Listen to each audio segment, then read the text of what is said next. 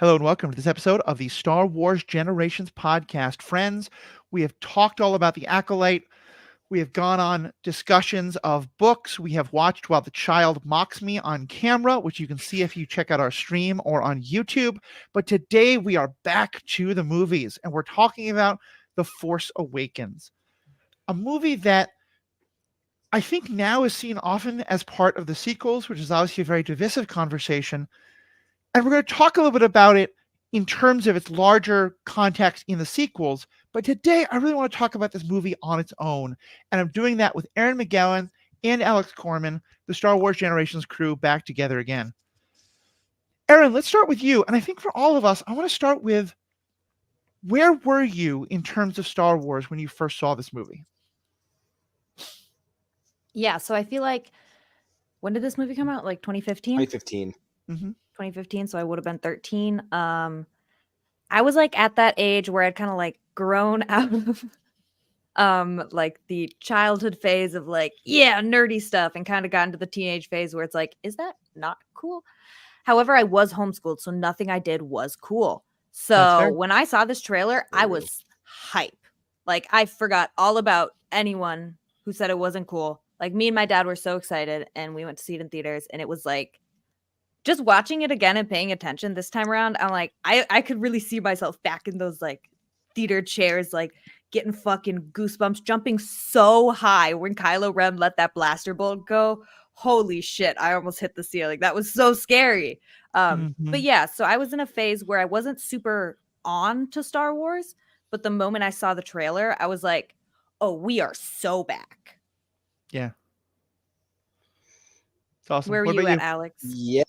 So this movie is really special to me, I think, from a psychological standpoint, because, I grew up deep in the fandom from when I was real young. And this movie came out when I would have been, I guess, 18. I was in my freshman year of college. And, I'd always thought when I was younger, I was getting the 6 movies and the Clone Wars, and that's all I was ever going to have. And I was okay with that. Like, I loved it still.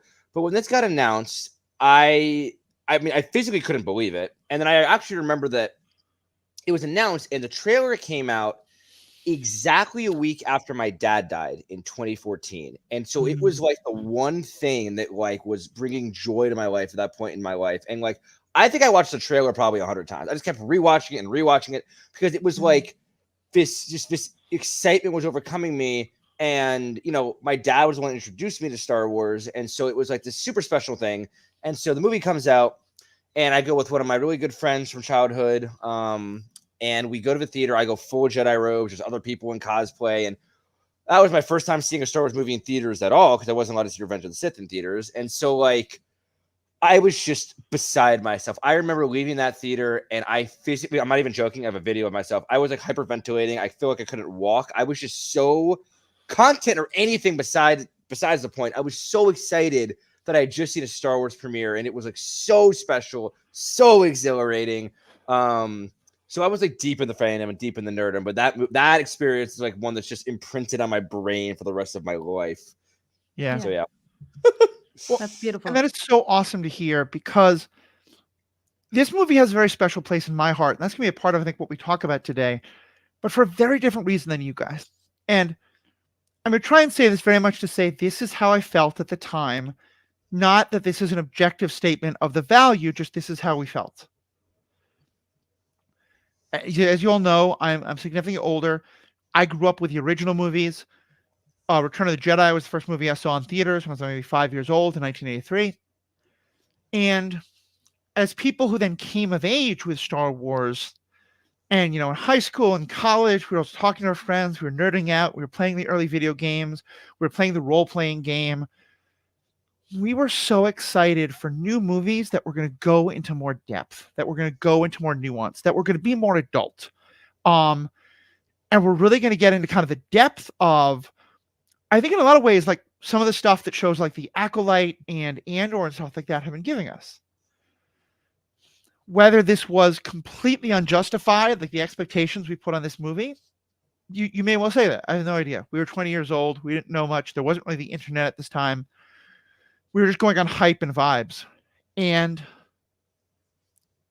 I think it's hard to describe how crushing the disappointment was when I walked out of The Phantom Menace. Like, it just felt like something I'd been waiting for 16 years was entirely wrong. And again, the whole point of this podcast is like not to rag on it. I'm just explaining that mindset at the time. Mhm. You all have helped me really understand those movies in a new way, et cetera, et cetera. But like, Erin, I almost called you Ashley, funny enough. Erin, you because of Ashley and Ahsoka and all that. Mhm. You talked about like Star Wars not being cool. I think that was a big thing that happened, is that beyond even just some people not liking Star Wars, it was kind of like the rest of the people who'd been kind of holding it in for a little bit and been like, okay, you guys are going to get your movies again. Maybe we have to put up you nerds for a while. Like, it's the exact opposite of everything that happened in the MCU. Like, I think the worst point to be a nerd was the years immediately after the prequels came out, because they were perceived to be so bad and such a stab in the back, a mockery of everything Star Wars is supposed to be about. Again, this is just public perception at the time. Yeah. And so I, like a lot of people, kind of gave up on Star Wars. And I still enjoyed it. I still enjoyed the movies. I still enjoyed talking about them. But there's always this bitter taste in my mouth of, oh, yeah, but then they got ruined. Mm-hmm. And then The Force Awakens came out. And I think for many people, myself included, again, I wasn't someone who dived deep into the EU because I was like, I'm just kind of over and done with Star Wars. Mm-hmm. But for many people, what then happened was The Force Awakens felt, yes, it is very similar to A New Hope, and I think there's ways in which we can critique it for that. But to me, and I think to many of my generation, it felt like an apology.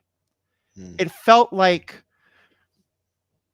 an apology, I think, again, assumes that everyone agrees the original movies were bad, which I don't think is true anymore. But that's how it felt to me, like, okay, these people get Star Wars. This feels like what Star Wars is supposed to be. And this kind of next question we're going to say is like, what, how'd you feel about it? You guys sort of talked about this. We'll talk about it more.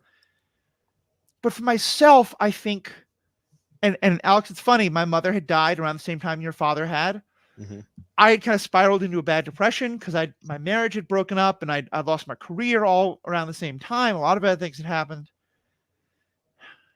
And I'm sure that in a lot of ways, I probably projected a lot of the other stuff that was going on in my life onto this movie. But I think kind of similar to what you said, I wound up seeing it 3 times in the first day and then convincing my friend Paul to go see it with me again. Because it was just like, oh, some part of like all the promises that I thought that, I'd been given when I was a kid, none of it worked out. This at least is true. Star Wars is back. And I don't think this podcast would exist if that movie hadn't been so much of a, don't worry, we're going back to Star Wars. And I think for me, let me just, there's more I'll say about the Rey of it all and things like that, which I absolutely loved, but I'll just kind of end it there and I'll kind of let you guys jump in. I mean, yeah, I fully agree. And like, I think for me, we're just kind of talking generally too, like this movie and like it felt, which some people think is bad, but it felt very similar to episode 4 in a lot of ways. Oh yeah. And to me, I thought this at the time, I still think it now, it was kind of a way to earn the trust back. Because again, I loved the prequels, but I recognize, especially at the time of this movie coming out, the prequels were largely seen with a negative viewpoint. And I think this was them being like, we're going to bring back all the original actors. We're going to give you it was kind of a safer movie to make. Yeah. But I mean, there's a reason that it became at the time the either highest, I think it was second highest grossing film of all time. I think that Titanic still had to beat out, but I mean, I think it was special for a lot of people, and it was the safe way to get back into it. But it was, I think, a beautiful way to get us to reignite, this Star Wars, craziness. And also, I will note that I think I saw it total in theaters. I think this one I saw 8 times. 8 times in theaters. Like I was the same way, Matthew. I was just like, I'm gonna keep going, even if I have to go alone. I would take the bus from my campus in college by myself to go watch this movie because I was like, I'm just gonna keep watching it. So yeah, that's fair. As you should. I think I saw it twice in theaters. Again, I was pretty young. I couldn't transport myself or have funds to pay for a movie. So I think I saw it like twice. I think I talked my parents into that twice. But yeah, it was an amazing film. Like you said, Alex, it's very much A New Hope Part 2, but it was awesome. Like, in my opinion, there is nothing wrong with it. Yeah. It also, if I may just add one more thing, I know, Matthew, you have specific stuff, but it also, to me, the movie felt like it was, and still to this day, it was very much designed. It still holds up, but it was designed for that first watch. It was designed for when the first time you saw it, there would be these crazy jokes and surprises. Like, the whole movie is, it's designed for that first. And like, I would tell you, the first time I watched it, they nailed it. I mean, I was losing my mind every second of the movie. Yep.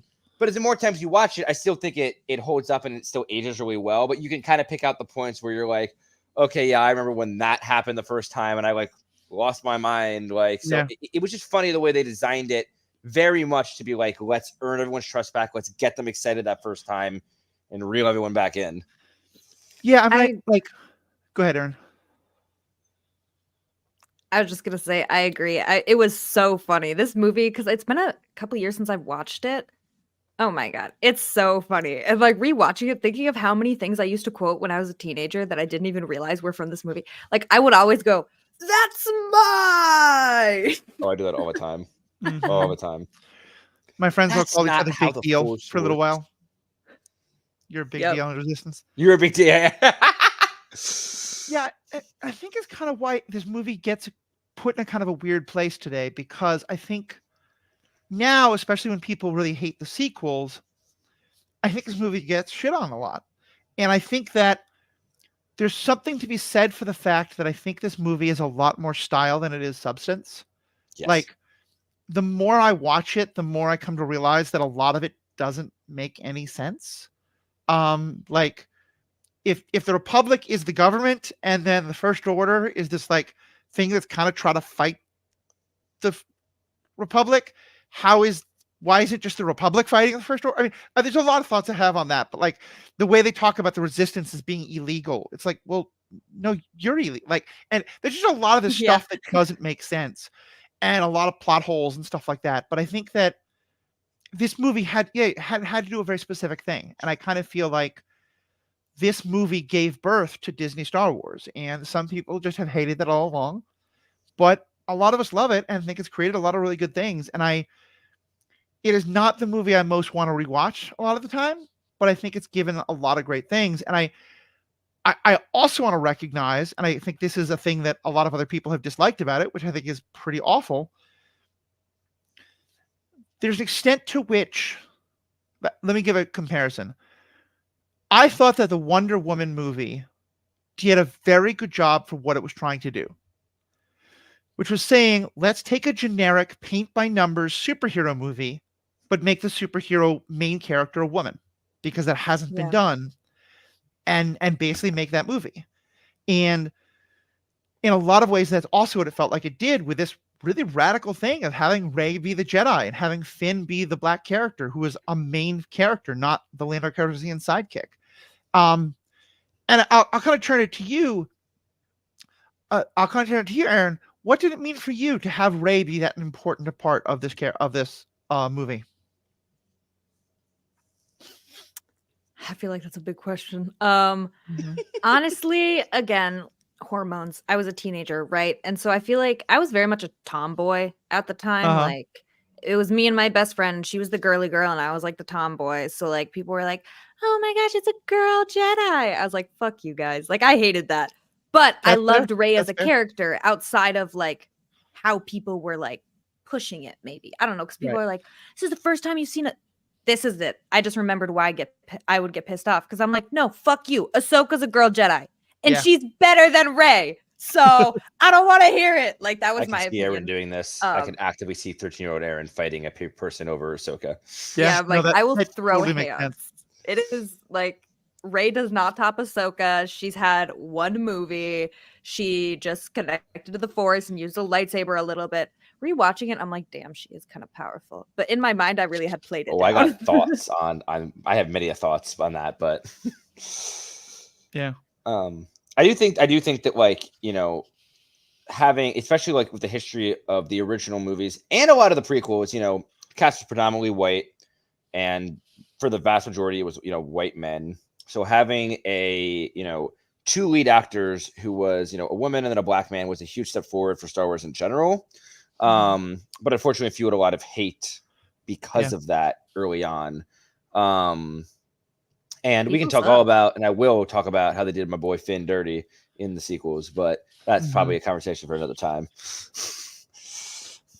That's for a different movie.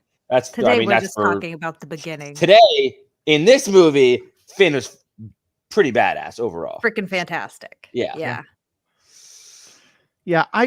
All the characters made sense to me. Finn and Poe were fantastic. I still think they should have kissed. I have them written down. Bro, I was such a big Finn and Poe shipper. I was so mad they didn't fully send that. Disney are cowards. They're getting better, but Disney were cowards. Especially because the actors have acknowledged, that's how they played the characters. Yeah, I mean, it's blatantly obvious in the whole movie. I'm sorry. I felt very passionately about that. Well, I think especially part of what I liked about them is that they did represent new kinds of characters. There is an extent to which Rey is very much the Luke Skywalker of this story. But then which one of them is Han? The star pilot of the original movies is Luke. But here, actually, it's a non-force using guy who's just a really good pilot, but also kind of a hotshot and sometimes a bit of an egotistical idiot. Matthew, do you think... I always thought it was an unspoken... I thought Poe was force sensitive. I'll say it. What? I don't think he's a Jedi force sensitive, but you watch that movie, he is shooting stormtroopers 2 feet away from Han and Finn on the ground with an X-wing at pinpoint accuracy. I counted. He shoots down 12 TIE fighters in under 1 minute. I think that movie becomes a million times worse if Poe is force sensitive. I don't think like Jedi force sensitive, but I think he's a little force sensitive. I don't know. I always, early on, especially when I watched this movie back in 2015, I was convinced that Poe and Rey were related somehow, or that Poe was I just, to this day, I still think that Poe has some level, not enough to be a Jedi, nothing crazy, but some low level of force sensitivity that enhances his piloting. In the thought process. Go ahead. I was just gonna say, in the thought vein or thought process of everyone has a connection to the force. It flows through all of us, kind of a thing. But slightly elevated. To me, first of all, one of the things I did to prepare for this was I watched the J.J. Abrams commentary track on the movie after I watched the whole movie. So I kind of watched it twice, but more listening the second time. And I have major disagreements with J.J. Abrams as a filmmaker. I thought he destroyed Star Wars. I hated what he did with Star Wars. I despise Return of Palpatine or whatever. Rise of Skywalker. Whatever the hell that movie is called. It's just so bad. I don't want to talk about it. But I will say there's a number of things I got. I feel like I had a better understanding of his approach to Star Wars, even if I disagree with it, listening to the commentary track. And he specifically says we wanted a non-force sensitive person who was just a kick-ass pilot. Boo. Boo, J.J. Abrams. Boo. But you and I aren't force sensitive. We can't relate to that. I don't want all the people to be great, to be force people, because then it makes the fact that Finn is supposed to be force sensitive in the third movie a lot less special. But also it just means that why do we bother with Han Solo or Chewbacca if the best people at everything are always force sensitive and there's always going to be a force sensitive person around? Then just to hell with all the rest of the characters. I see that point of view. Is you want there to still be someone that's super relatable that, in a world of mystical things that don't exist. Yeah. He just did. I think it's, for me, it's just that there's being a good pilot, and then the shit that that Poe would do just seemed to be almost too good. Han was a great pilot. We've seen great pilots in Star Wars, but just the way that he was able to maneuver and shoot things, it always, to me, felt almost like it was too perfect and too good. I want to say Han is a great pilot, but Han is a fucking messy pilot. He is. Nothing he does looks nice or is clean. I feel like Poe is very clean with his flying. And that was my point, that I don't know. It just, to me, that's why I always felt that way, because it felt like it was almost just a little too good. I feel like Poe is supposed to be as good as Wedge. And if Poe is better than Wedge, that's the problem. I mean, Wedge, it's like we never saw someone go up against 12 TIE fighters. Like Right. it's so much an apples to orange comparison. Right. Yeah. Plus the fact that I do think we're supposed to think the Force, like the First Order is still kind of in secret off on the edge of the galaxy. They don't have the training resources that the Empire does. And I think their TIE fighter pilots are probably nowhere near as good. They did just kidnap children and force them into servitude, so it's probably fair. Mm-hmm. First Well, Order I mean, way. in the Clone Wars, child soldiers got the job done. But Yes, but the child soldiers were genetically engineered. These are just kids kidnapped out of their homes. okay, facts. So let's talk about the First Order. Let's. Yes. But What did you all think of that storyline of the First Order, the Republic, and the Resistance? And I was too young to care about it, or I just didn't care about it because lightsaber is cool is a perfectly legitimate answer. it made sense to me. For me, I mean, I certainly didn't think about it back then. Like, honestly, by the end of the movie, I forgot about the Republic. I truly did. Like, I mean, they got blown up, so far. it no longer applied to me. But yeah, rewatching it, I do kind of sit there and I'm like, wait, but if the Republic exists and the ruling power is not evil, why do we need another good power of people? I was like, So I see that it is a little convoluted. It doesn't make that much sense because it's clear that the Republic was there to be destroyed as a way to make Starkiller Base and as a way to make the First Order menacing and scary. And then you can't just blow up every planet of the Republic and then somehow have people to fight back against the First Order. So I understand they kind of like just set it up as such, but I found it interesting that like Leia, who helped found the New Republic, was like, actually, I'm going to do an offshoot and I'm a general now. I mean, like, fucking get it. Like, go Leia, go. Love her.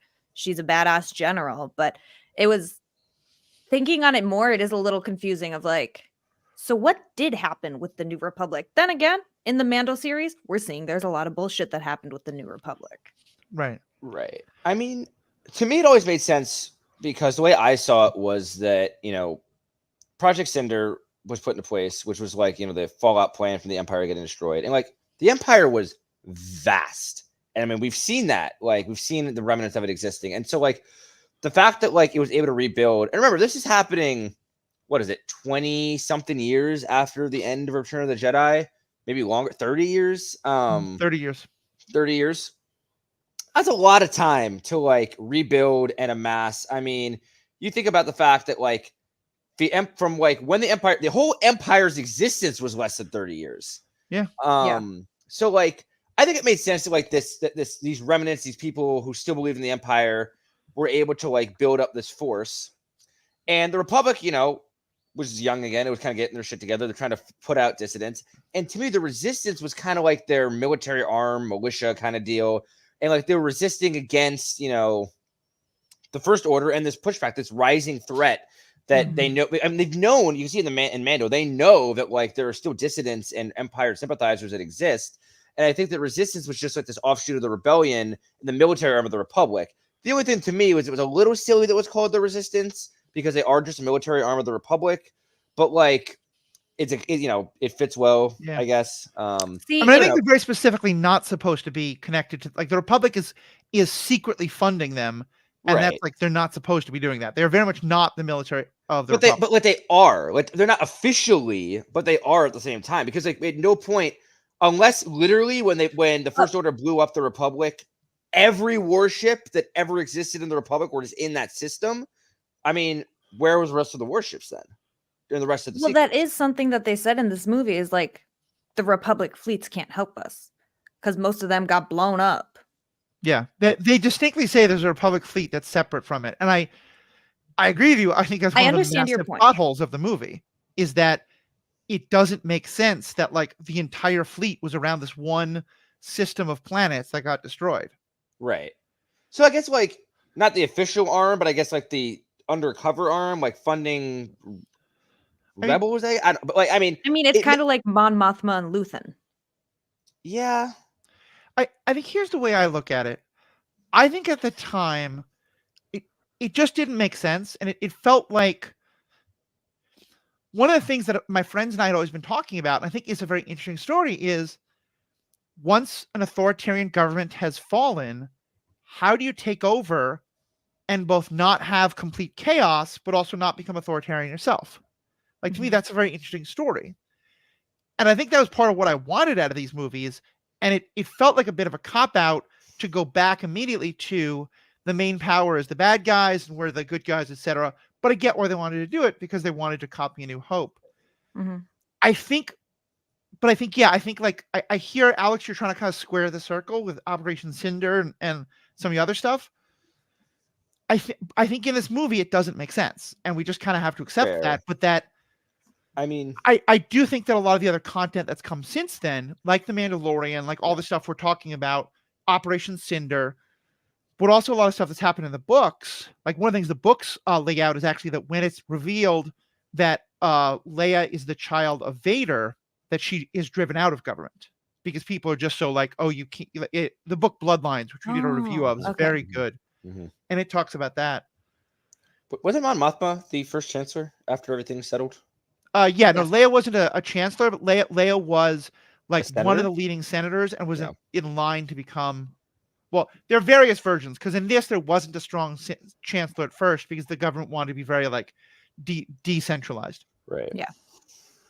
But here's where I'm going with it. I do think, though, that there is a very legitimate story that I think you can see this as a mirror of, that certainly has happened historically, and that also, and I don't know if J.J. Abrams meant this, but I think is a very powerful political metaphor for its time as well, which is that one of the things that has often happened, Weimar Germany is one of the best examples of this, is that when you have a democracy that wants to, it's the paradox of tolerance, that wants to let everyone participate. When one group starts to say, we're going to participate, but actively try to overthrow you, people don't want to stop them because, well, then we're censoring them. Then we're not allowing their free speech. And this is getting too real. Weimar tried to treat the Nazis as though they were a legitimate party until the Nazis took over. And at the time this movie was being made, we were in the later years of the Obama administration. More and more people on the right were making it very clear that they were not planning to play by the rules anymore. They wanted to have, basically what we wound up having under Trump. And the Obama administration, no matter how much people on the left screamed at them to do something, was like, no, they're just one more political party. We can work with them. We can reach across the aisle, all this stuff. Now, granted, I'm coming from a very specific political point, but I think this is what the movie is a metaphor for, or at least can be seen that way. And the resistance is those people who are like, well, officially we're not supposed to be fighting against these people, but we're going to go off and do that. And I think we need to keep watching the TV show Resistance, because season 1 of it actually really makes that clear, is that you'll get arrested by the Republic if you're officially known to be part of the resistance. And it may well be kind of like the CIA supporting like terrorist group, like resistance fighter groups or terrorist groups, depending on your point of view. Point of all this is anyway, that I think that I really didn't like it when it came out after I'd kind of gotten past my initial euphoria about the movie. I think they have done a good job with everything else of making it make sense in a way that I think really makes the movie a lot better. The same way the Clone Wars made the third prequel a lot better. Star Wars backfill and never fails. And I think that it's a really powerful political allegory that is worth taking a look at. Yeah, that's what I want to add something quickly to that, Matthew, in that I can't remember if I read it or watched a documentary on the making of the movie, but the scene on Starkiller Base when Hux is giving his crazy speech, the designers, I'm not joking, quite literally took an image from Nazi Germany of a rally that Hitler was speaking at, and then literally he just said, and I replaced the Nazis with stormtroopers and replaced Hitler with Hux. It was quite literally a historical image that he just turned into the scene. So it was very clearly the Nazis were used as the template for this first order imagery. Well, and at the time the movie was made out, there wasn't Trump yet he was sort of on the political scene, but he wasn't running for office. I'm going to take it out. And at the time that the movie was being made, one of the things that we were most concerned about wasn't Nazis. It was neo-Nazis. Right. Who were a lot of kids and young adults kind of playing dress up with the ideas of their grandfathers. And so I think that Kylo Ren kind of trying to be Darth Vader, it was very intentional of like, he's the Ooh, neo-Nazi good playing reference. dress up literally with his grandfather's old helmet. And all the stormtroopers are not clones or volunteers anymore. They are children who were kidnapped and then brainwashed. So like very much intentionality of like brainwashing the youth to build this army. Like, yeah, for sure. In a less political tone, I just want to note my last point on the First Order, at least, was in this movie specifically, Hux I thought was badass and like very cool. I was had very high hopes for his character. And Phasma and the Knights of Ren, such a waste of potential. Oh my god. Yeah. I thought at the time. What? Go ahead. I thought at the time that Phasma and the Knights of Ren were like the coolest looking, most badass looking things I've like ever seen in Star Wars. And they like each appeared for like, I mean, Phasma appeared for like 2 scenes briefly.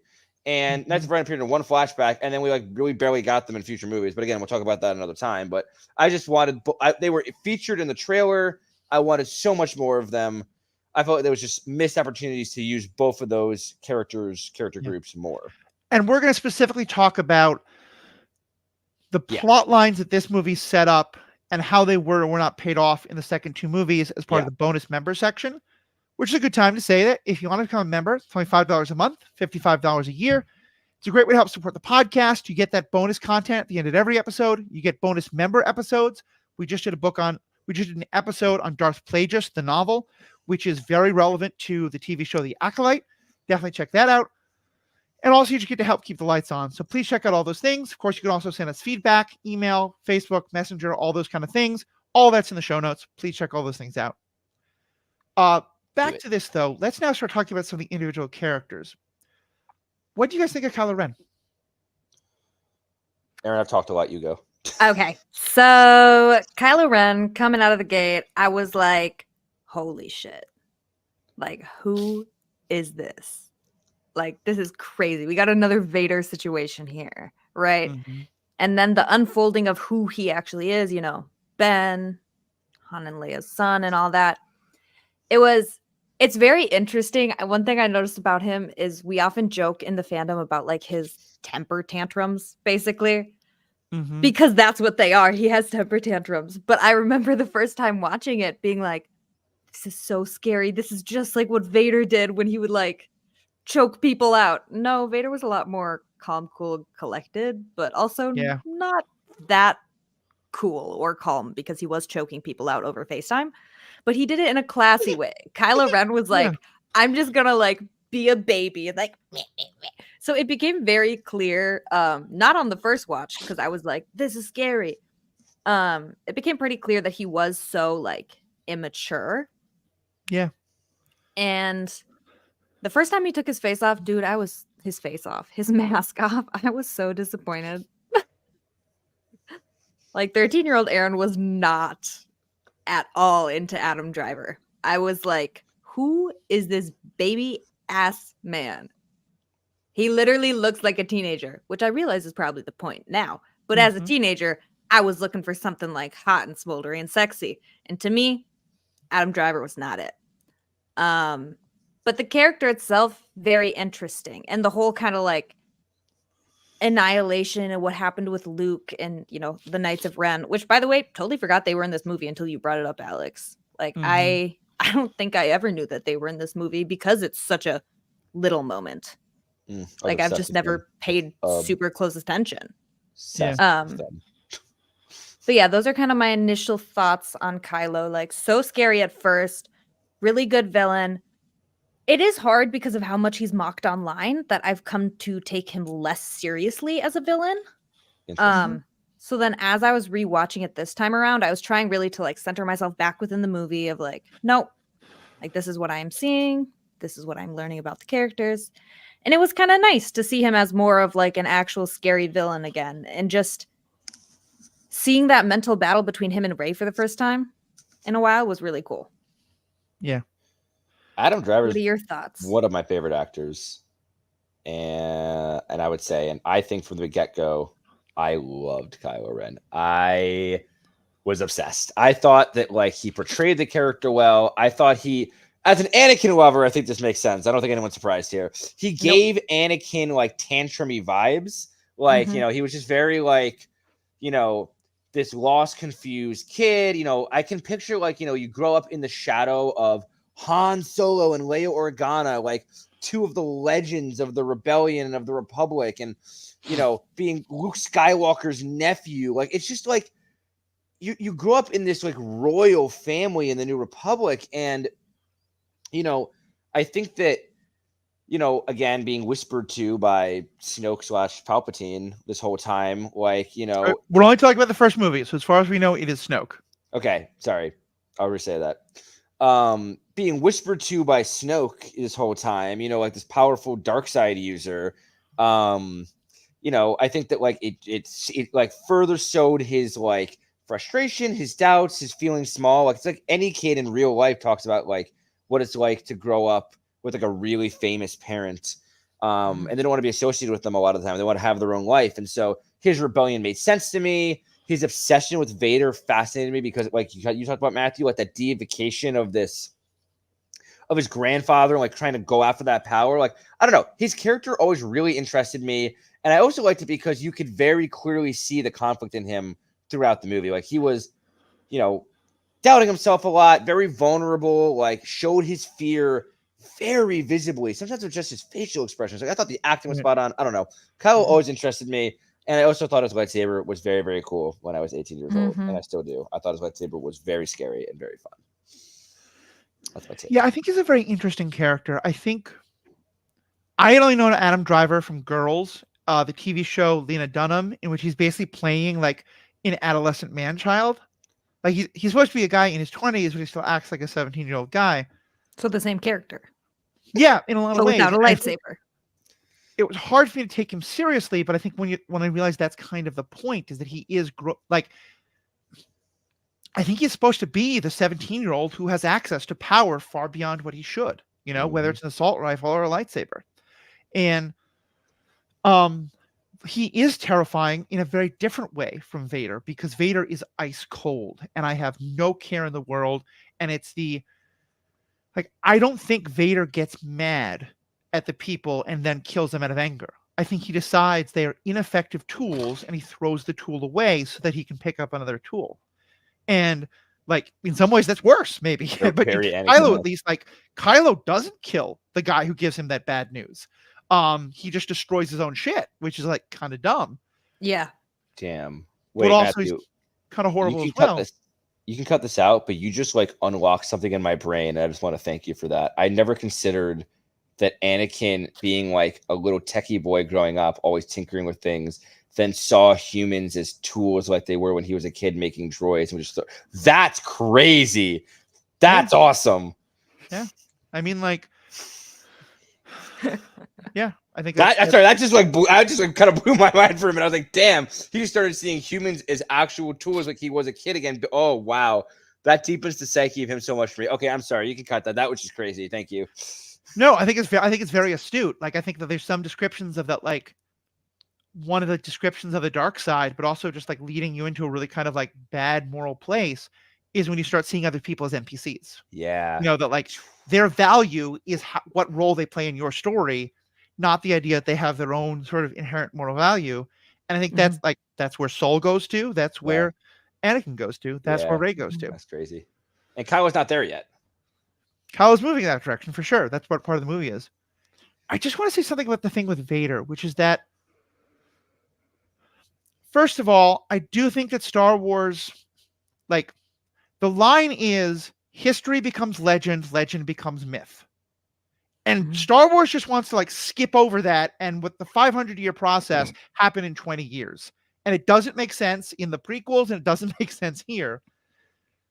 In terms of like, Rey being like, do the Jedi really exist? Like, it was 30 years ago. It wasn't 500 years ago. But what I did believe is the idea that everyone remembers Vader because for whatever reason, Luke never told everybody about Anakin coming back. Like that, or he did, but that's just not the part of the story that gets repeated, because the really scary villain is a lot more interesting than the scary villain who actually had a good side or whatever. Yeah. Because it feels to me like it's very clear that Kylo is worshiping Vader. Mhm. He's either doing the thing where he's like ignoring the part of the story so that he can deify the guy, where Anakin kills the Emperor, or he just doesn't know about it. I don't think he knows. Yeah. Because looking at that scene, I think it's kind of funny. It's like, I feel like Kylo Ren is like, I am communing with my grandfather. And Anakin's sitting there like, no, God, no. You're misunderstanding everything. I'm not going to talk to you. Because, like you said, Anakin came back to the light at the end. So it's like, right. He wouldn't be. I just want to say real quick, I do personally fully buy into the fact that like the Jedi were kind of mythical at this point. I mean, it's been 30 years since Luke Skywalker, but remember, the Jedi were killed off 50 years ago, and Rey is living far in the Outer Rim. No, where she they're like, specifically says that Han Solo and Luke Skywalker are myths. Yeah, but okay, so even 30 years, you're living in it like she wasn't born when these events had happened. You know, it's like living out in the Outer Rim. It's like living, I mean, if I'm being honest, I mean, it's like living out in the middle of like rural America where your access to information is greatly limited. You just kind of hear stories from passing star pilots. And so I to promise me, you they've heard of Abraham Lincoln. well, Rey specifically, I'm saying it's not Abraham Lincoln. It's like, I don't know. I think Rey specifically hearing about if you lived in the middle of a farmland and all you knew was like this desert world and you had no access really to the outside world, and then someone told you that there's some like guy who can move shit with his mind and wield a laser sword that you've never seen before, I would think that's a myth. I don't know. I think like with limited information and the description, Han Solo, I get that's less of makes sense to me. But like if I heard a Jedi was real, I would say, yeah, okay, buddy. That's fair. Okay. That's fair. Big deal. Yeah, I feel like the only thing that's hard to compare it to like anything here on Earth is that it is a galaxy, not an Earth. And that is like, it's a vastness I can't imagine. I don't know what it's like to have other species and have other planets you can travel to. I don't know what the information communique would be like. I think it's green. It just doesn't feel like it's consistent. Because then, like at the end of Return of the Jedi, everyone knows all of a sudden. Like I just wish they were consistent with it, but it's I meant it more as a joke, not something to take. No, like, fair. So what I want to talk about, like we talked a lot about Kylo. We haven't talked much about Rey, but I want to kind of reiterate, like I love Rey's character. I think that her growth is a really interesting story, particularly because she, in some ways, here she's the exact opposite of Luke. All Luke wants to do is get away, and then when he finds himself like pulled back into is the story of his family, which he does to leave Tatooine, but it's still about his family. For Rey, I think I never really saw much until this viewing of the movie, how much the struggle really is about. Can she let go of that hope of finding her family, of her family coming back to her, so that she can go on and accept the family that she's finding of Han and Chewie and Rey and Poe and all the Finn and Poe and all the rest of them. Yeah, I had kind of forgotten about that aspect that she so badly wanted to go back to Jakku. Why does everyone want to go back to Jakku? You know? Yeah. Until this watch around, and I was like, oh, that's right. And then I was like, why is she still torn up about this? And I was watching the acting, and I was like, damn, she really believes they're coming back. Like, obviously, I know that's not going to happen, but like, just reconnecting with the character's motivations, like, it's been nice. I agree. It's a really well portrayed character. I mean, yeah, we don't know at this point, but like, I feel like if I was a kid, I would believe my parents were going to come back eventually if that had happened to me. Also, I don't know. When I was first watching this movie, and I wrote a lot of this down, maybe it was just me, but I felt like they were really pushing. I know that in later movies we learned other things, but they pushing that she was either related to Obi-Wan or Luke in some way. They're like hinting and dancing around it a lot. I had convinced myself that she was related to like Obi-Wan's granddaughter for so many reasons. Well, yeah, because she does hear his voice when she like sees the lightsaber. She hears both Alec Guinness and Ewan McGregor's voice. They brought Ewan McGregor in just for one line, which I was like, why would they do that? Also, Finn and Daisy Ridley, John Boyega and Daisy Ridley, both British actors. They made Finn lose the accent, not Rey. Like, Obi-Wan has a British accent. I don't know. It just there was so much to me that like lined up with that. And then like, you know, I don't know. And then like even also Maz Kanata said to her, the line is, you know, whoever you're waiting for on Jakku is not coming back, but there's someone that still could. Yeah. And then she said, and then Rey's like, Luke. And I'm like, what do you mean come back? She's never met Luke once. Does that mean that Luke knows her? Then I was convinced that like Luke had trained her and like wiped her memory or something. Like, I don't. There were some lines that were just very confusing in this movie about Rey's past, and I'm sure it was intentional. But I left the movie thinking, is she Obi-Wan's granddaughter? Was she trained by Luke? Is she no one? What is happening here? So I mean, good. Just real quick, the line you mentioned, I actually interpreted that in a completely different way. Like when Maz says, like, there's still someone who could. Like, they're not coming back, there's someone who could. She's talking about Finn. Because Finn just left her. Like, in my mind, that's who she's talking about. Yeah, it's 100% about Finn. And says Luke. Directly after that, she says, Luke. And Maz doesn't say yes. I think Rey's wrong. And Maz doesn't say yes. No, Maz specifically made. I don't think there's any doubt in my mind that Maz meant Finn. And I have never once thought that. That's crazy. We'll post all of Alex's description because he does predict some things fantastically. Thank you. But reading it, I very much saw you as that guy in front of the board with all the red tape. Oh, that was me. And first of all, it is for me essential to the story that Obi-Wan never had sex with Satine. Like I think that I don't want Corky to ever show up. I think he's such a betrayal of his character. I am so pro Corky. Also, I cannot take seriously a character named Corky Kenobi. No. Dude, come on, Corky Kenobi. That was like my blood is my child. I was like, this is 100% the child of Ben Kenobi. And that character exists in Young Jedi Adventures only. Oh my God. Unless Anakin goes forward in time just to kill that kid. And we get to see that kid Order 66 at 8 years old in a brutal fashion. Damn. Jesus. For being a violation of the canon in the most awful way. Oh anyway, though. Not that I have strong opinions about this. Not at all. We'll talk more about this in the bonus section, but I think we should all agree, whatever we think of Abrams' vision and Johnson's vision, there was a failure on some level to get the two of them together and have a cohesive idea of what happens in these three movies. Because I think Rey is three different characters and Kylo Ren is three different characters. And Luke is like at the end, and he made this before Last Jedi came out. This wasn't him like slamming on Rian Johnson. At the end of the commentary track, he says, like, we love that moment because we know this is the moment when Luke is going to accept his old lightsaber and return to the fight. And I was like, oh, that's not where it goes, friend. Yikes. And you can argue about that. We'll talk about that later. But yeah, I think I want to be very careful about, like, we can't jump too far down any one of those rabbit holes. I think, though, for me, though, again, it is, I don't want everyone to be connected. It's why I hate the whole Palpatine thing. I don't, it to me, it just makes the world so small if we think she's got to be connected to Obi-Wan or to Leia or, the secret love child of Lando Calrissian and Anakin's, sister on Tatooine or whatever the heck it is. Hey, man, the secret love child of Lando Calrissian we'll talk about in another film. Didn't like that. That. We'll get there. Let me ask a question, Matthew. As the older guard among us of the original characters, sure.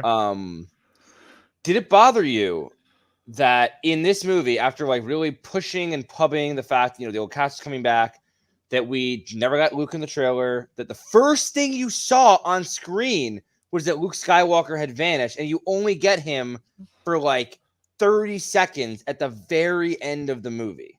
Not the slightest. Not at all. I had Luke's story. Luke's story was done.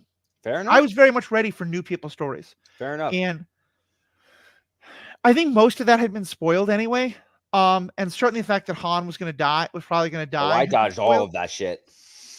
In part because everyone knew Harrison Ford only wanted to do one movie. And then only came back in the third because Carrie Fisher passed away. So no, I think I was fine with that. And I liked the story of him going away. And this brings us to, I think, one of the most interesting parts of the movie, Kylo killing Han Solo. And I want to get back to the Kylo and Rey of it all, but let's just talk about this. What did you all think about the way Kylo kills Rey? I'm sorry, the way Kylo kills Han. Kylo killed Rey? Spoiler alert. Oh no. Aaron, go, please. It's very odd. I mean, I think when I was watching it back today, I was trying to figure out if he knows what he's going to do the whole time, or if that's a conclusion he comes to along the way. When he says, I know what I have to do, can you help me do it? I'm like, he's talking about, I have to kill you, to become one with the dark side and all that good stuff. And so, yeah, it just felt like an odd backhanded thing to do. But also, I mean, I was not surprised. I'm sitting there in the theater like, Han, back the fuck up. Why are you going up to this dude who has a lightsaber and kills people? But also, after all these years, Han is back with Leia, and that's the one thing she asks him to do, is bring their son home. Yeah. And so here's the journey I've gone on with this scene. Oh no. Okay.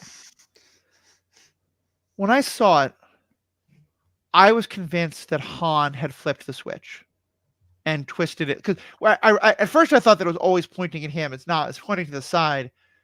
Mm-hmm.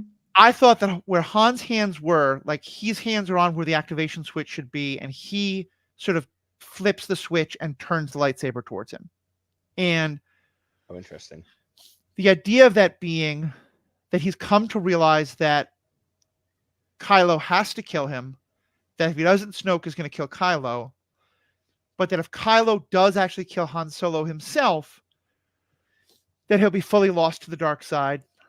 And so Han kind of like, that's how Han helps, is he doesn't make Kylo do the actual killing, which protects Kylo from fully falling to the dark side. And I never loved that because it felt like it was very sort of metaphysical, how many angels could dance on the head of the dark side kind of a thing. After seeing the Acolyte and some of the other stuff, I got more and more away from it. And like, yes, Kylo is like, clearly this is a moment where Kylo gets a lot closer to the dark side. But this whole idea of like that if he'd actually pushed the button, that therefore he would have been like fully on the dark side and Rey couldn't have pulled him back at all. That all was feeling more and more like bright lines when the whole point is that the Force is so nuanced. Mm-hmm. And here I'll admit, J.J. Abrams finally at least told me what he understood of it. And I think sometimes a filmmaker cannot understand their own movie. I think it's perfectly fine if we have a very different reading of what even the director or the writer says they meant. But here I think, because he pointed out something I'd never seen before, which is that it's getting darker, mm-hmm. and then it fully gets dark, which is the moment when the sun, the star, has been fully extinguished. The weapon has been charged and darkness fully falls. And it's now only the artificial light in that area where they are. Mm-hmm. And you see a change on Kylo Ren's face, and then Kylo does it. And like that was what changed. It's not that Han Solo did it. It's that he was wrestling with it. Han was trying to help him not have to do it. To what he should be doing is to turn on Snoke. And then darkness falls. He turns on his father. He kills his father. And then almost immediately he regrets it. And that's because yes, he does kill his father, but he regrets it. And that's what sets him up to be able to listen to Rey, at least somewhat, in the second and third movies. Yeah, for me, I avoided the spoiler, so I didn't know it was coming. I thought it was going to come just because I just had this kind of weird gut feeling in my belly. But like when he goes out when it goes out on that walkway, I mean, first of all, clearly the Resistance did not learn from, the First Order did not learn from the Empire to put railings on freaking walkways. Which, by the way, J.J. Abrams specifically said, we have two characters on a walkway with no railing, so you know someone's going to die. Yeah, literally. I love the way he's acknowledging that we need OSHA, which we finally get. But to me, the scene just like, I mean, it made me cry at the time. I was very emotional. I still feel very emotional watching it. But it's hard for me because like they're having this moment, and the fact that like Chewbacca doesn't like have his bowcaster trained on Kylo. I guess maybe like because Kylo was a kid that he grew up with, he didn't feel like he could shoot him unless something crazy happened. I don't know. Like it felt like a very fantastic scene for that to all happen like that. But it felt like Han always felt so right for Han's character for me. Like showing nothing but love and care to the final moment, like showing that like we all know under that like scruffy, nerf herder outside, he was a big softie. He always was, always will be. And like he loved Kylo so much. And so I don't know, like that part always made sense to me. Kylo, the only thing that ever bothered me about that scene was physically the way the lightsaber was turned. Like they just make such a point of showing this turn to the side, and they don't show enough of a turn of the handle. Suddenly he just is lunging forward and it's through Han. So unless like you said, Matthew, Han like helped him turn it or something like that happened, it feels harder for me to grasp how Han would have been taken by surprise in that moment and having the lightsaber turn like that. I don't know, but emotional, it still hits for me. I thought it was like well done. I think both actors acted very exceptionally well emotion wise. You see Kylo's contemplation, you see his regret, you see Han's unwavering love. It was just part of the actual execution of the murder felt sloppy to me. Yeah, I think that's fair. Yes. I had many other things I wanted to bring up. Just in the aftermath of this, the lightsaber fight. Can we talk about the lightsaber fight? Between between all of them, Kylo. between Rey and Finn. I'm sorry, Finn and Kylo, and then Kylo and Rey. But I understand that Kylo was injured, but to even be slightly struck by Finn, who had never held a lightsaber more than that one time a day ago, 2 days ago, was always unbelievable to me. Again, I recognize he's injured, but like still crazy. Well, I think there's two key things you're missing. Sorry, still wild. Apologize. I think they established, to me, when Finn fights the soldier, the stormtrooper, who has a sword-like device attached to his arm, I think that's Chekhov's sword. That's Chekhov's stormtrooper sword. That is showing that stormtroopers have some experience with weapons like lightsabers. Fair, that's fair. Okay. But the second thing is, I think Kylo is 100% toying with him, and again, this is something Abrams confirmed, but I thought it before. Like, Kylo is pissed at himself. He's pissed at everything. He's so conflicted in his head, and he's so in the dark side. He could force push this guy off the cliff. Right. He could stab him through. He's like, let's make this fun. Yeah. And also, he's probably very unbalanced after just killing his dad. So I guess if you look at it that way, that's probably fair. In a positive light, I would say that I never knew I needed a lightsaber duel at night in a snowstorm until I saw this. So cool. Strictly visually speaking, choreography, everything, nothing else. That is the most visually beautiful lightsaber fight, I think, in all of Star Wars. Just like the glow of the lightsabers in the darkness, the snow falling around them, I thought was just visually stunning. The sizzling of the snow hitting, it's just the sound of when she drives his lightsaber into the snow is just incredible. So and the choreography was great, but I'm just saying strictly visuals, to me, that is the most stunning lightsaber duel. And the thing that always kind of bothered me a little bit, and this is, again, you'll always see my ramblings that Matthew's going to post, but it always threw me off that Rey had never been trained. She had her staff, and so she had practiced on her own. I get that. But as she's fighting, Kylo was toying with her. But there's a moment. She's backed up to the cliff. He's holding the lightsaber down on her, and he says, you need to teach her. I can show you the ways of the Force. And it's something clicks in her brain. She's like, the Force. She closes her eyes. She breathes in, and suddenly she's a different fighter. She's more accurate. She's on the attack. She pushes him back. And I'm sure it catches Kylo by surprise. But back in 2015, that is why I was so firmly a believer that she had been trained by Luke and he put a Force mind wipe on her or something, because I was like, how does Rey suddenly go to this super confident, powerful being? And one thing I know, the same way that Luke goes from being a pilot who thinks he needs to use the targeting computer to literally the exact same process. I'm not blaming you here for this, but this is why I get so angry at the idiots who say Rey didn't have him. Rey does exactly the same things Luke does.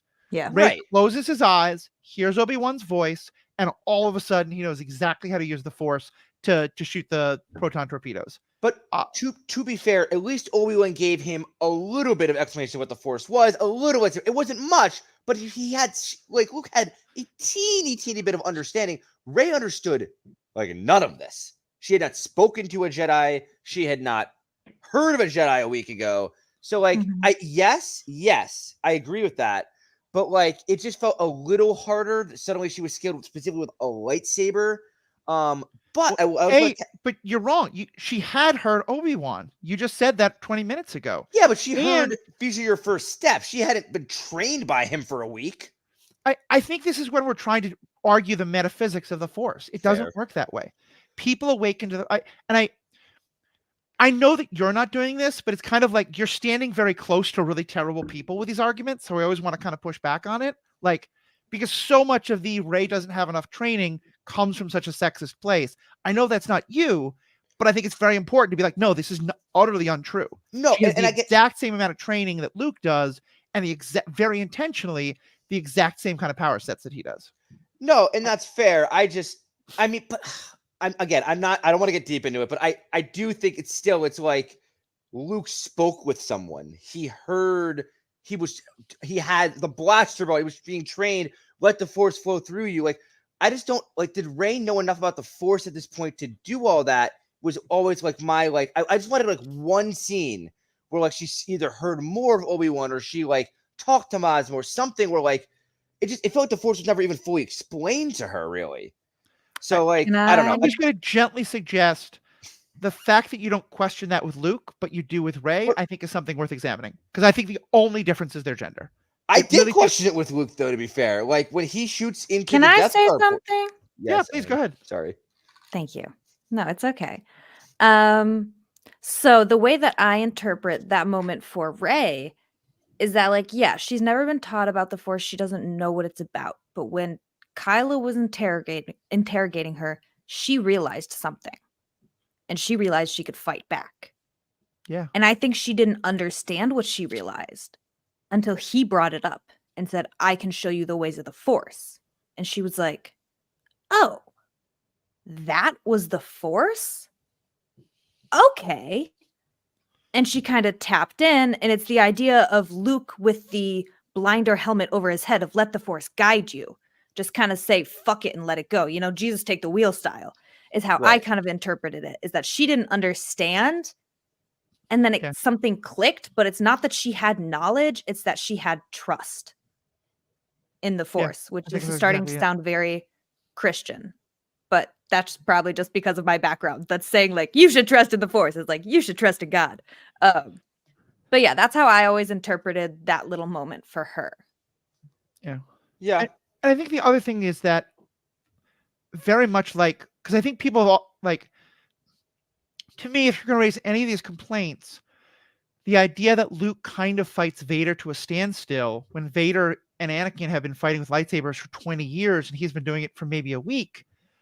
In both cases, Vader and Kylo are not trying to kill the other person.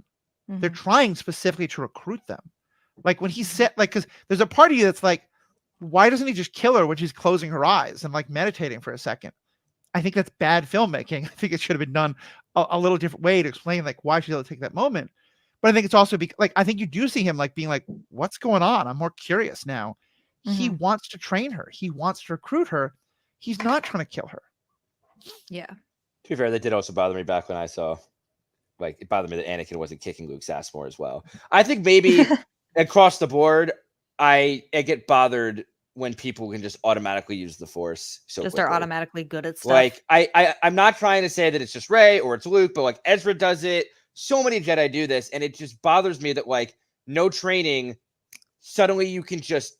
And I get like it's the whole like trust in yourself and the Force flows through his thing, but like it's just such a leap, and maybe it just catches the other party off guard. But like you said, Vader's been using a lightsaber for 30 years, and Kylo's been training forever long, and Ezra fighting people that have been training forever, and like all these Jedi suddenly can just fight so well. It's always thrown me off.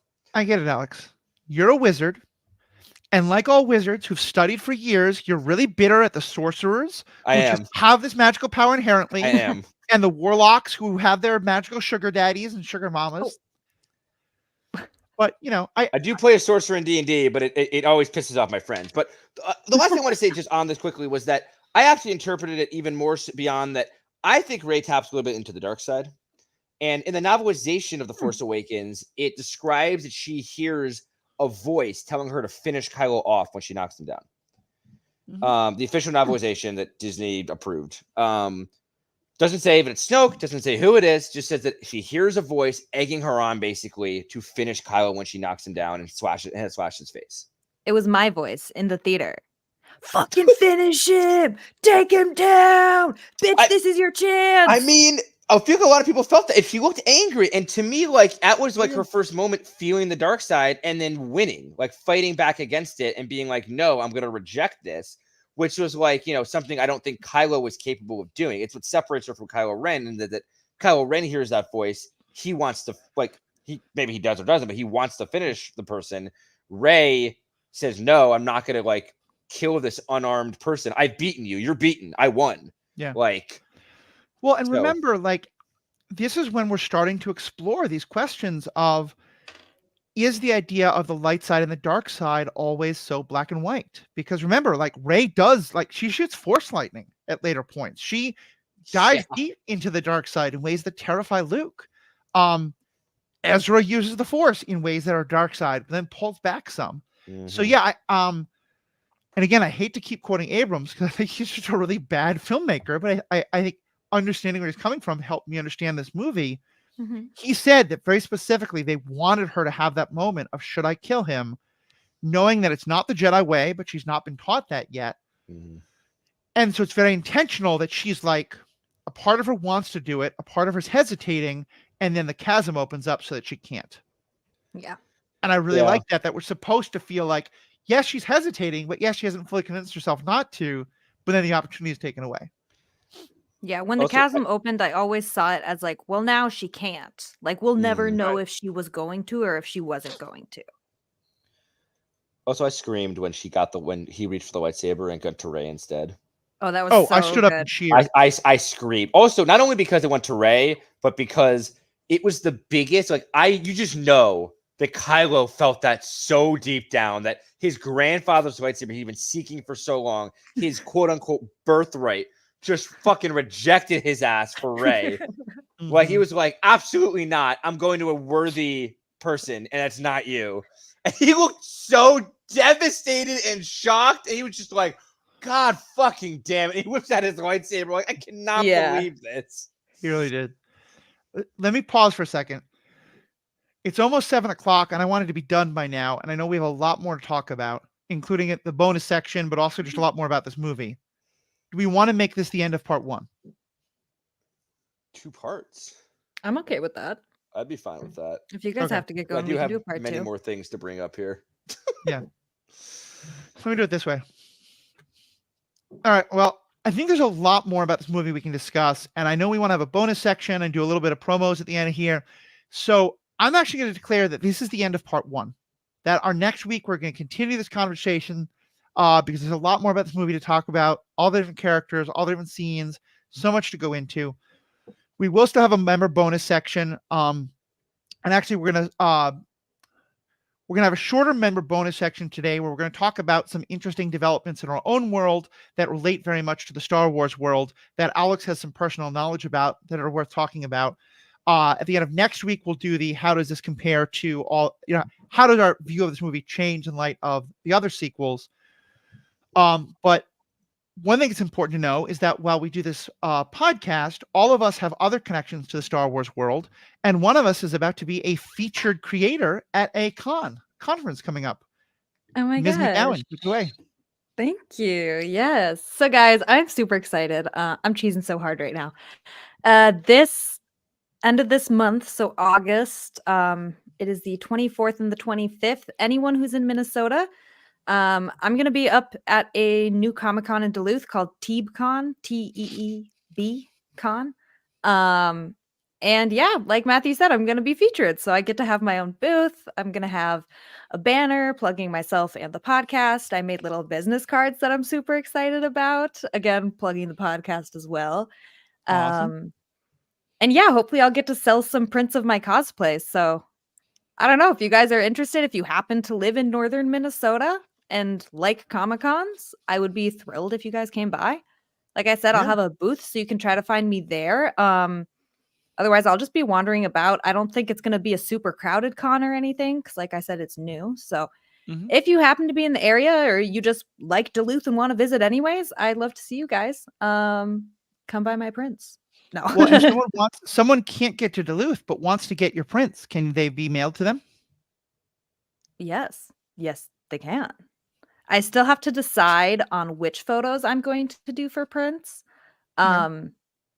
Alex, I'll be This is a texting you about that. family-friendly podcast, so please keep that in mind in choosing which photos to use. Okay. Wow. Okay. No, I don't do that kind of cosplaying and I don't do that kind of photos. I know, I'm teasing you. But yeah. So I will keep everything updated. Once I get the photos I want to do prints of picked out, I'll probably do some stuff about that on my Instagram. Yeah. So just follow me at Lady Tano Creates for more updates about that con and about prints and stuff. Yeah, I'm so proud of you. I think that I remember when you were just kind of getting started with all this stuff. I think it's freaking amazing you've gotten to that point. Thank And you. yeah, everything we can do to support you. All the information can be in the show notes. Please check that out. Yeah, y'all get to her now before Erin becomes a big shot at Twin Cities Con and the lines are super long. Mhm. Yeah. I mean, Meanwhile, Alex has been doing some interesting thing and talking to some interesting people, and we're going to talk about that in the members bonus content. So hopefully you'll stick around for that, or just hit pause, go become a member, download the other version of the episode, and then you can listen to it right then. But for everybody else, thank you so very much. Send us your feedback. We have used the Force. Stay classy, Jakku. droid, please.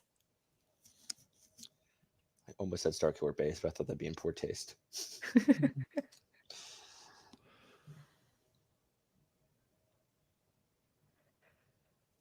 And we're back. So we are all Minnesotans. And over the last week or so, there have been some developments in worlds that have a little bit more national significance than an entertainment show might have. That have caused a number of people around the country and around the world to be a little bit more introduced to the people of Minnesota, to our political leadership, and to the wonders and foibles of those people and, the big dad energy of our governor, who now is a vice presidential candidate. By the way, if you go on the hashtag big dad energy on Twitter, you will find just amazingly hilarious posts about what it means to be a Minnesota dad and how much Tim Walz embodies that. Be a little careful because we weren't the first people to use that hashtag. So you'll often see 1 out of every 30 to 40 posts will be not safe for work with what might be referred to as more big daddy energy. But if you skip past those, it's a great hashtag to follow. But it appears that the worlds of Star Wars Generations and Minnesota now national politics have crossed a bit in the person of one photojournalist, our own version of, oh my God, I can't remember, Jimmy. That's tough. In our own version for this podcast, Jimmy Olsen, Mr. Alex Korman, we're going to call you Olsen from now on. Take it away. That's so wonderful. Yeah, so as y'all know or may not know, I work as a photojournalist for the Minnesota Star Tribune. And so that puts me right up on the front lines of a host of people, and some of those include politicians.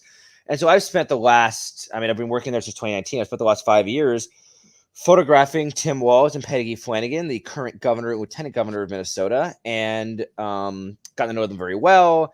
Have been with them at all sorts of different events, have learned over time that they are both very big Star Wars nerds as well.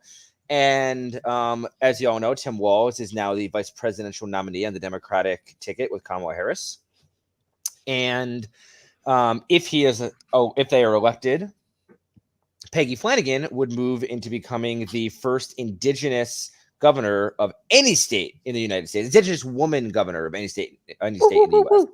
Which That would would be be cool. super badass. Very much so. And she is quite literally, I think, maybe the most badass person I've ever met in my life. But it all began because at a To be clear, just to say this as well, this is not a it's not my job to police who is or is not a member of a tribe in any way, shape, or form. It's not my place to police who is or is not part of Native American communities in any way, shape, or form. But I think immediately some people could be like, "Oh, politicians will claim that they're 1/32 Cherokee or something." She is a registered member of one of the Native tribes of Minnesota. Yeah, I'm 95% sure it's the Ojibwe, but I would have to look it up to confirm that. But yeah, so it actually this whole, I had known both of them for a while. They knew me by name, and we had a very just professional, it's still very professional relationship. But basically one day at a press conference, I wore one of my six Star Wars Hawaiian shirts that are professional enough for events, but a little silly. And after she's done speaking, Peggy Flanagan comes up to me, Lieutenant Governor, and says, "Is that a Star Wars Hawaiian shirt?" I was like, "Yeah." And then immediately starts talking to me about Andor. And she's like, "Have you seen the most recent episode of Andor?" And she was deep in the lore. I was whenever someone asks me about that, I'm like, all right, I gotta gauge how nerdy I'm about to go right now. Am I how hard can I go? Podcast nerd or surface level? She was going deep in the lore and was and I was like, oh my God. And so we just got to talking, and I got to know her really well. And shortly after, I covered the governor's fishing opener where they'll go out to a lake somewhere and they fish. And I learned that the governor was very competitive because the previous year he had not caught a fish and the lieutenant governor had. And so I got to talking to him. We talked about fishing and competitiveness, and then yet again talked about Star Wars. So now I knew the governor was a big Star Wars fan.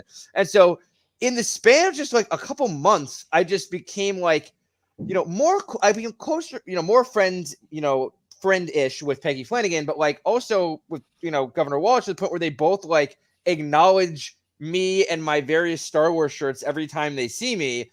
And I took this one photo of the two of them in a water sanitation plant, walking along this long beam, and it kind of looks like what Luke and Vader fight on in episode 5. And after that photo was published, I got a message from Lieutenant Governor on Instagram. It was just Alex, me and the governor are obsessed with this photo. It looks like we're in Star Wars, and we are so excited. Yes! I felt like I was in it, and I was like, let's go! So we've chatted about it multiple times. Every time we see each other, we ask, how you're doing, what's going on, how's life? But then always the next question is, are you caught up? What have you read, or have you seen? Have you played any Star Wars content? And the answer is literally always yes, which is fantastic. So if, again, political parties aside, I'm not here to talk about politics. I'm not here to tell you anything about their policies, but just know that they are both big Star Wars fans. And if you even go on Twitter, you can see posts from Governor Walz about taking his son to see episode 9 after he saw episode 4, A New Hope, with his dad when he was a kid. And a video from Christmas where he talks about how his son was reading Star Wars books and just how excited he was. And it's very cute to see Tim Walz nerding out about Star Wars, and to know that even if he were to leave, the next governor would also be a massive Star Wars nerd. Oh, I'm so thrilled to hear this. I'm a little bummed that we didn't try to get Governor Walz on as a guest when he was just a governor, because I do think he's going to be a little bit busy now. He might be. We're probably all raging leftists far too much to actually get them on the podcast, but maybe we can get, Lieutenant Governor Flanagan to at least make a statement for us about, Star Wars and politics. I bet you if I asked her to, she would do so. So that'd be pretty amazing. So we'll see. Anyway, members, you now know that, so you can be a little smug. This is what you get for your membership. You get to learn these cool things, hear these cool discussions. Next time it'll be discussing what we talked about, this movie in terms of the other two. But for now, thank you all so very much. Thank you, Erin. Thank you, Alex. Stay classy, Minnesota. And stay classy, Star Killer Base. I'm doing it. Move, ball. Oh. They always know when you're lying. Always. Always.